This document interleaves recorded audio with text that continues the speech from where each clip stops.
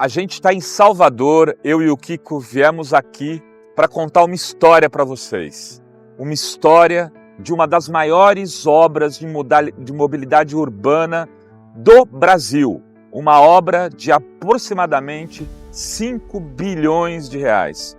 Vai ser um caminho que a gente vai percorrer junto aqui, além do Kiko, com o Iracy, onde a gente vai ver um pouco do que está sendo feito aqui e como isso vai mudar muito provavelmente a história, não só da cidade, né, Iracy, mas da região metropolitana e, pelo que a gente conversou com Afonso Floracy, também do estado da Bahia, Kiko.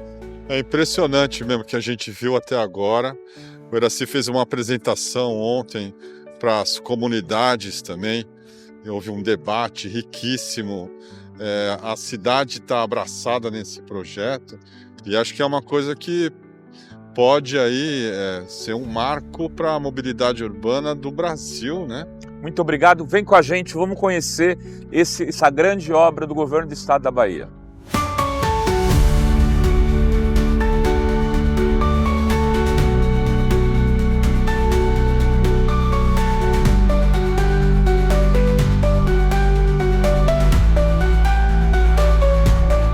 Estamos aqui no bairro da Calçada, acompanhando uns dos trechos da obra, né? Que deve ser um dos primeiros trechos a ficar pronto. Que vai, inclusive, já tem uma extensão prevista, que vai cair lá no Mercado Central de Salvador. Então aqui vocês podem ver, já está todo vapor, é uma zona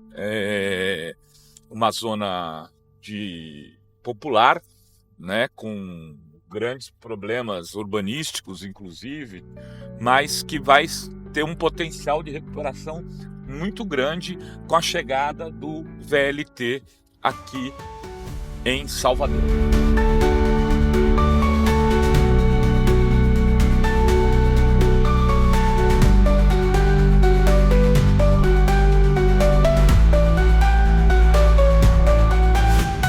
Aqui é mais um trecho do VLT e a obra está bem adiantada. Em setembro. O Iracy, que está ali, ó, calcula que já esteja bastante encaminhada. É uma obra bastante ambiciosa e vai trazer uma mudança errada aqui para uma região que tem problemas sociais.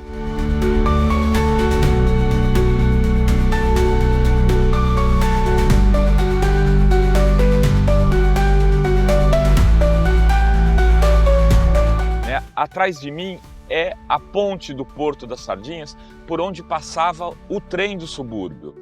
E agora o governo do estado vai fazer uma obra que vai trazer o VLT, com inúmeras estações, que vai conectar o subúrbio aqui de Salvador com o centro de Salvador, né? Vai sair de lá dos pontos turísticos da cidade, mais conhecidos como o Elevador Lacerda, como o Mercado Municipal, e vai fazer todo esse trajeto chegando aqui em um lugar como esse que, apesar de ser histórico, infelizmente estava mal cuidado, maltratado.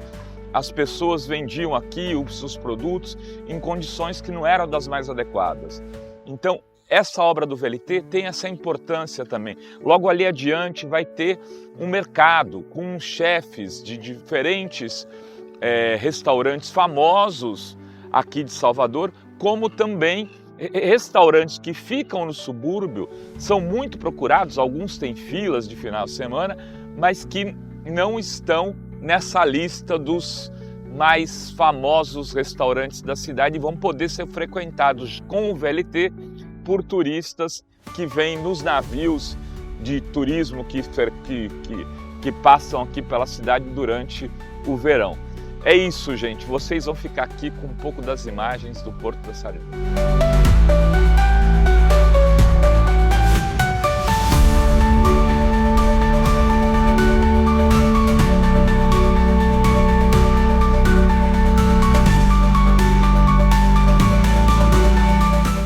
Geisa, tenho 39 anos, trabalho aqui no Porto da Sardinha desde 8 anos de idade. Minha mãe e meu pai também sempre viveu disso aqui, sempre mariscou, minha avó sempre viveu disso aqui. A expectativa da gente com a chegada do VLT é o seguinte: vai ser um transporte moderno, né, que vai abranger da calçada, do mercado modelo, né, até Pujuca, que eles disseram aqui, e com isso vai trazer mais povo para comprar nosso produto, né? Então vai ser o quê? Vai melhorar a economia no Porto da Sardinha. Sou Zeca Bezerra, engenheiro de pesca do Instituto Tutori. O Tutori está fazendo um trabalho com as marisqueiras e pescadores aqui no âmbito da obra do VLT, né? Estamos aqui no Porto das Sardinhas, em locais de maior produção de pescado em Salvador, em que durante mais de 100 anos, né, teve um olhar muito, quase nenhum, do governo, e que não teve um olhar cuidadoso aí dos governantes. Agora, com a chegada do VLT, a gente vai ter a oportunidade de colocar a sardinha no lugar que ela merece, né? A sardinha é um produto, nutricionalmente falando, extremamente interessante e valorizado em vários países, e aqui, agora com a obra do VLT, ele vai ser valorizado também. A gente vai estar tendo a oportunidade de construir uma unidade de beneficiamento com todas as exigências sanitárias, vamos ter um selo de inspeção de sanidade que podemos mandar nossa sardinha para qualquer lugar do Brasil, e essa sardinha ela vai chegar à merenda escolar dos colégios aqui, das escolas aqui que estão em Salvador.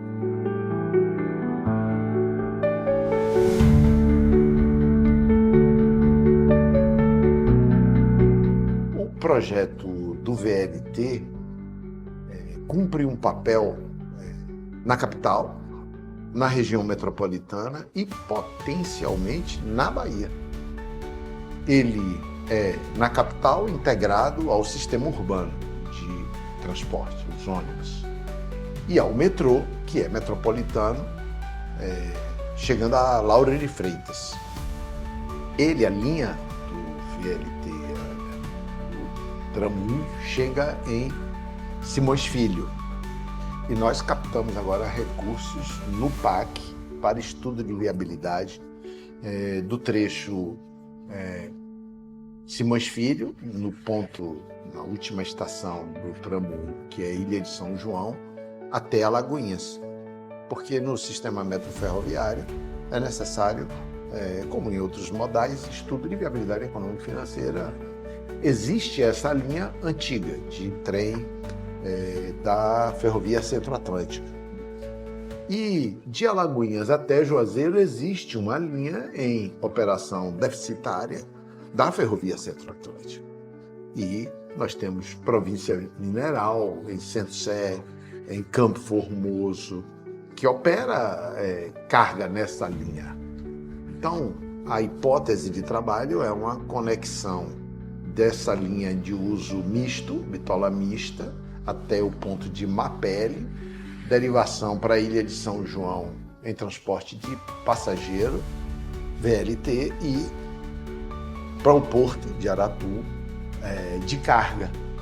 Então, nós estamos falando de uma obra, né, de um equipamento, de um modal, que tem conexão com o sistema municipal, que tem conexão com o sistema metropolitano e com o sistema de logística estadual na Bahia. Por isso, ele é um projeto que, obviamente, experimentará um enquadramento nesse planejamento que a CEPLAN, o secretário Cláudio Peixoto, lidera uma equipe que está atualizando esses estudos, mas, digamos assim, em alguma medida, dando o justo lugar do projeto do VLT, ele tem dimensões estratégicas nas 3 tipologias. Ele é um projeto estruturante, ele é um projeto dinamizador, ele é um projeto transformador da economia e da vida dos baianos e baianas.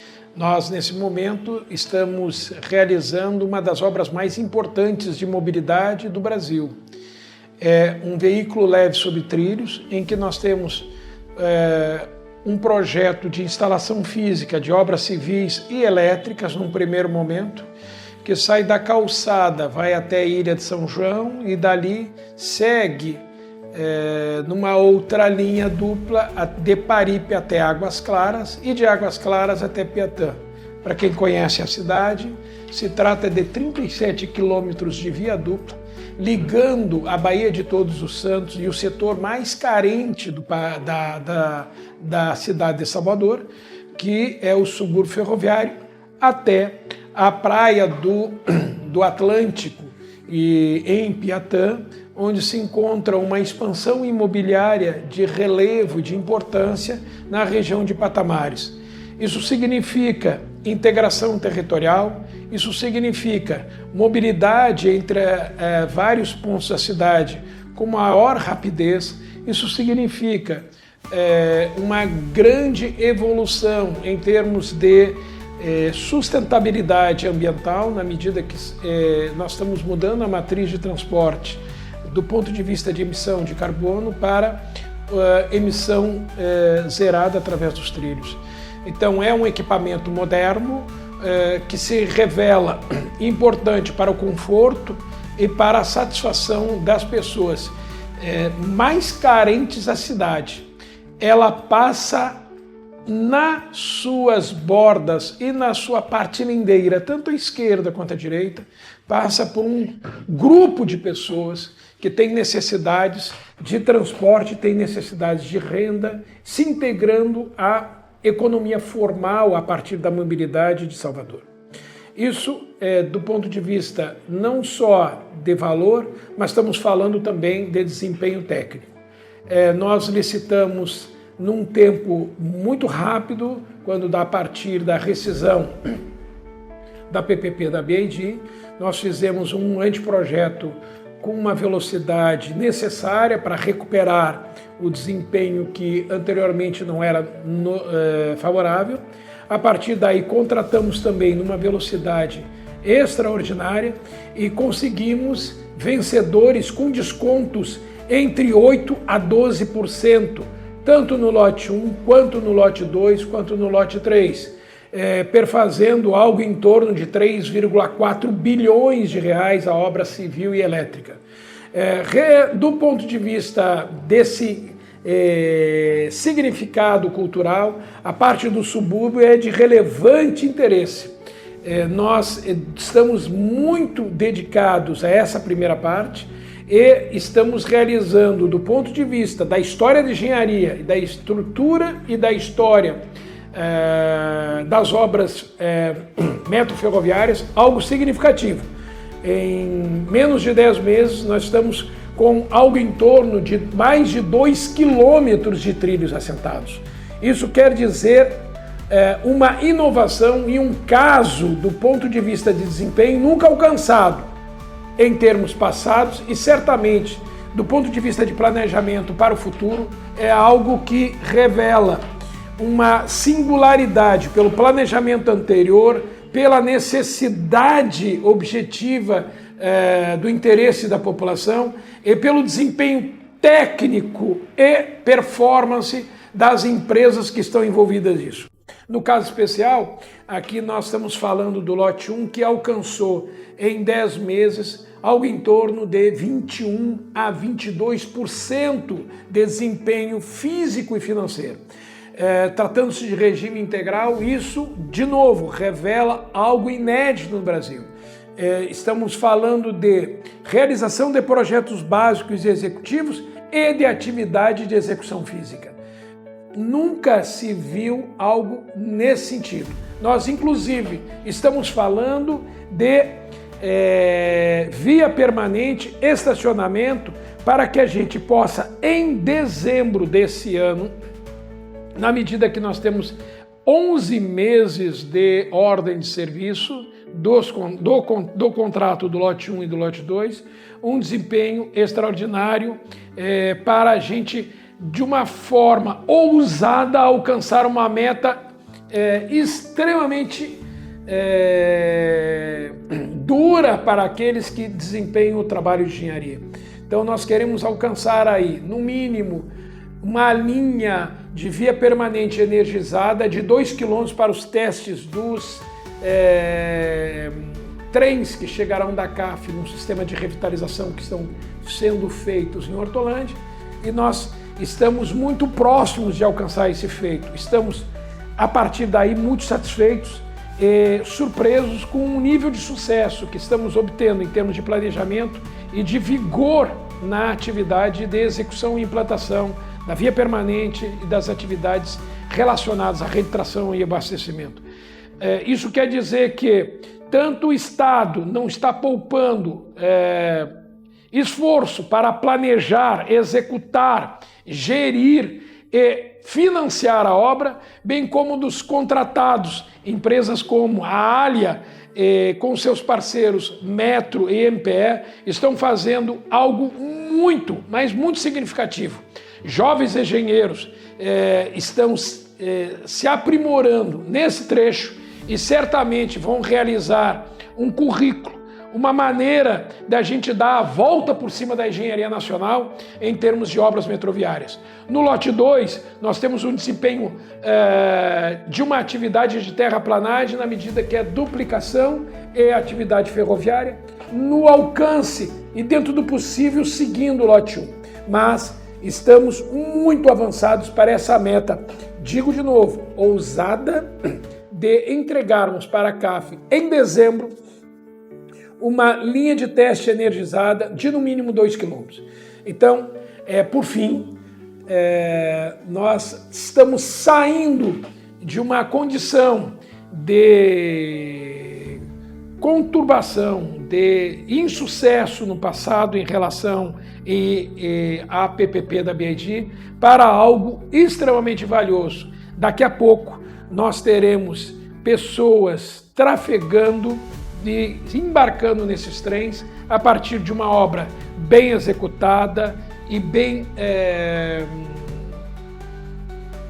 instalada no seu desempenho orçamentário e no seu desempenho no tempo. Assim, fica o meu agradecimento principalmente a essas empresas do lote 1, do qual a Alia é a empresa líder e encontrou parceiros que possam desenvolver em conjunto uma harmonia para a consecução de uma meta, como eu disse, uma meta que trará uma velocidade e um desempenho que certamente estará entre os desempenhos mais valiosos da engenharia nacional.